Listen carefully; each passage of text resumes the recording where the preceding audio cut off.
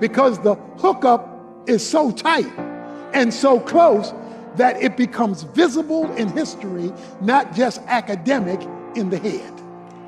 It is a relationship that is obvious. He says, by works, Abraham was, watch this, justified by faith, by works. Wait a minute, that's an odd term. The Bible talks about justification by faith. Paul talks about that all the time. You're justified by faith, justified by faith alone. You're justified by faith apart from works, because he's talking about going to heaven. But now we have a whole different use of the word justification in James 2. He says there's a second justification, by works. The justification by faith has to do with eternal destiny. The justification by works has to do with God's intervention in history, in your life, in our lives, in our circumstances, in our prayers answered, in the power given, in the victory over, in the deliverances, in the circumstances of life. That has to come because you're declared righteous by your work, not by your belief system. He says that his faith was perfected. The word perfected means matured.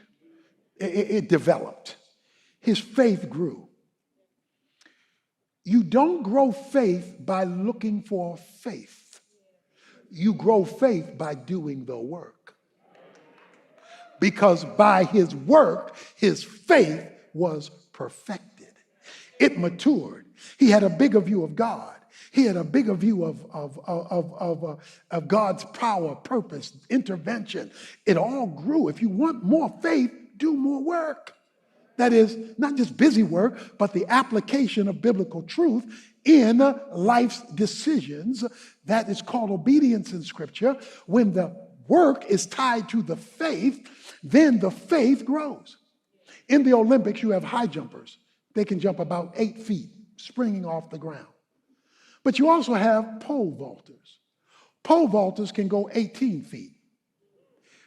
High jumpers, about 8 feet. Pole vaulters, 18 feet. That's because a pole vaulter has a pole.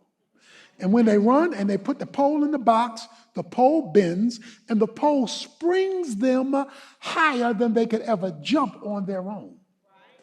Work is your pole. He says you can only go so far with faith alone. But when you grab the work and attach it to the work propels your faith to a higher level than it existed previously. And that work typically is called for in a trial.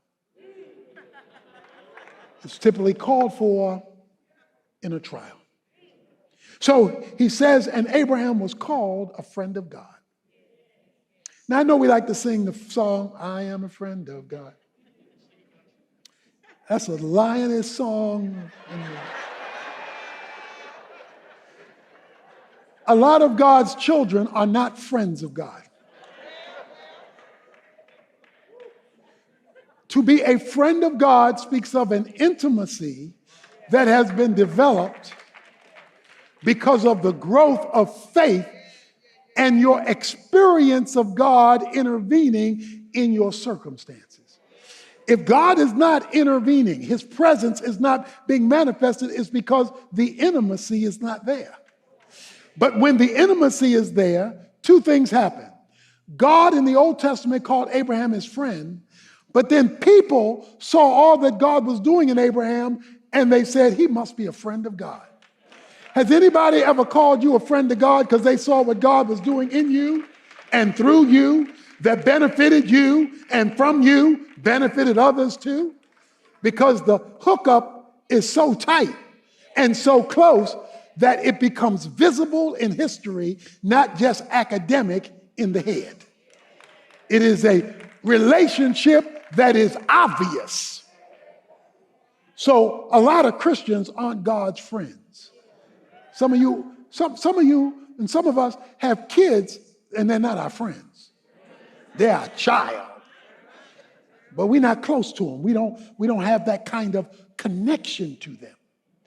So he says, no, Abraham passed the test and he got a deeper experience in history of God's reality in his life because his faith produced work. He then goes to a female illustration. In the same way,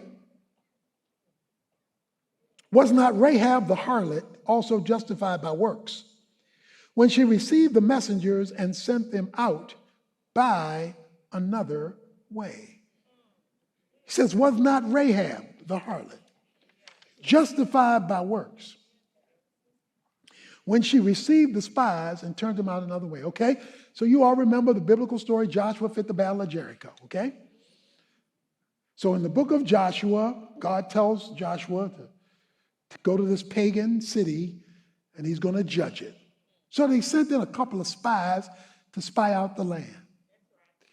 Rahab lived in the red light district. Wherever you see Rahab's name in the New Testament, her occupation is always attached to it. When the spies came, they thought the red light district would be a good place not to be detected. Christians would have had a hard problem with them spies. But they go to the red light district figuring this way. Rahab, the madam of the house, decides, she tells them, I have heard about your God. And I heard what he's been doing. And I believe in your God. She had a belief system. So she took them in by faith. The authorities discovered that the spies were at Rahab's crib. They discovered that the spies were at her house, or at least the thought was that they are there, and came knocking on Rahab's door. Rahab, we heard that the spies are here from Israel. Is that true? She said, absolutely not. She lied. Now, parenthesis, because I know what you're saying. Does that mean it's okay to lie? Sometimes.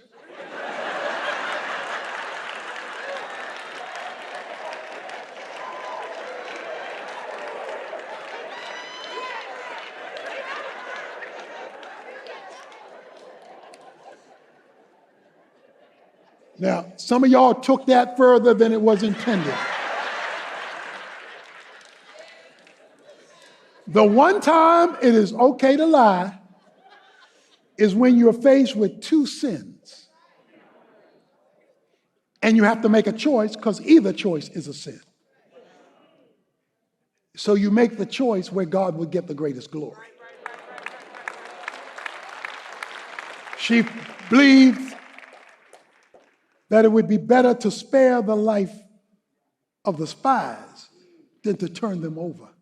So she lied. And she not only lied, but then she sent them out, the verse says, another way.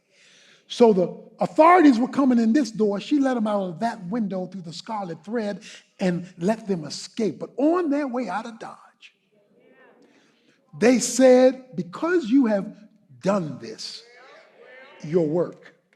When we first showed up, you told us you believe.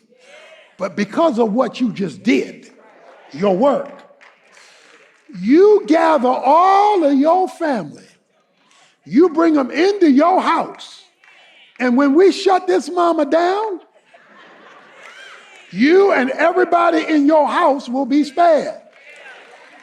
Now, there is a statement about her house that's in the story in Joshua that is easy to miss. It says her house was embedded in the wall. So her house was attached to the wall. That means that when the walls of Jericho fell down, there was a piece of the wall still standing. There was a piece of the wall still operating because her house was attached. And because of that, this piece was testimony that God can cover you in history when everything is collapsing around you. God can cover you in history when everything is falling apart around you and your family, because everybody in the house was covered. But not only that, God not only saved her life. He changed her legacy. And he changed her destiny.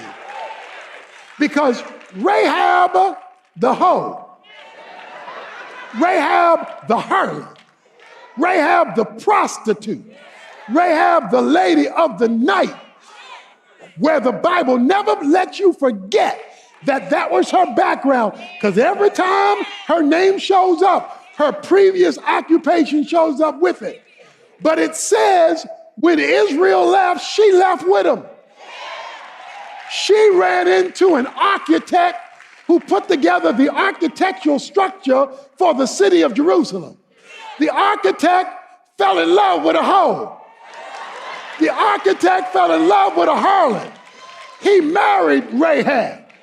When you read Matthew chapter 1, and it's telling you the genealogy of Jesus Christ, Rahab's, the harlot's name is there. She's in the line of Jesus Christ. When you read Hebrews chapter 11, and it tells you about all the great people of faith, Rahab's name is all up in there. So what God tells you is, you may have had a bad background, but if your faith will go to work, I can change your future destiny. I can change where you wind up.